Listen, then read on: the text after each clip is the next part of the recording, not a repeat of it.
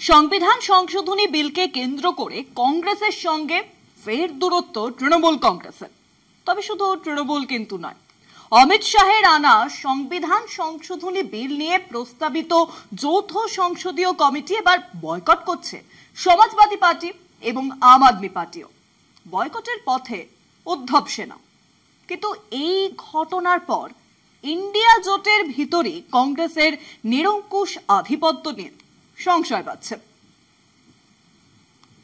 সংসদের বাদল অধিবেশনের শুরু থেকেই এসআইআর বিরোধী আন্দোলনে ইন্ডিয়ার শরিকি ঐক্যের ছবি স্পষ্ট হয়ে উঠেছিল। অধিবেশন পক্ষে তো বটেই, রাজধানীর বুকে নির্বাচন কমিশনের দপ্তর অভিযানেও ইন্ডিয়ার ঐক্য শাসকের বিড়ম্বনা বাড়িয়ে দিয়েছিল। বাদল অধিবেশনের শেষ লগ্নে বস্তুত আচমকা ১৩০তম সংবিধান সংশোধনী বিল এনেছিলেন কেন্দ্রীয় স্বরাষ্ট্রমন্ত্রী অমিত শাহ। প্রধানমন্ত্রী ও মুখ্যমন্ত্রী সহ রাজ্য ও কেন্দ্রের মন্ত্রীদের ফৌজদারি অপরাধে গ্রেপ্তার হয়ে ৩০ দিন কারাবাস করলে তাদের পদ খোয়া যাবে।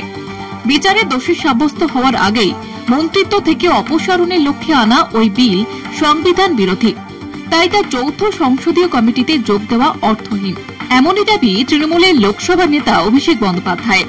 বিল পেশ হতেই লোকসভার অন্দরে তৃণমূল সদস্যরা ওয়েলে নেমে বিক্ষোভ দেখালেও কংগ্রেস সহ ইন্ডিয়ার শরিকরা তাতে যোগ দেননি।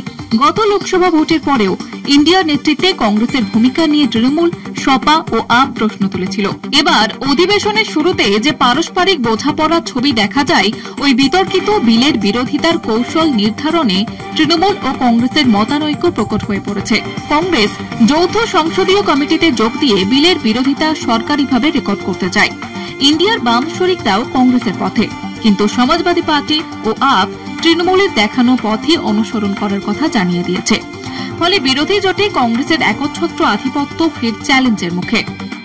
কলকাতা টিভি।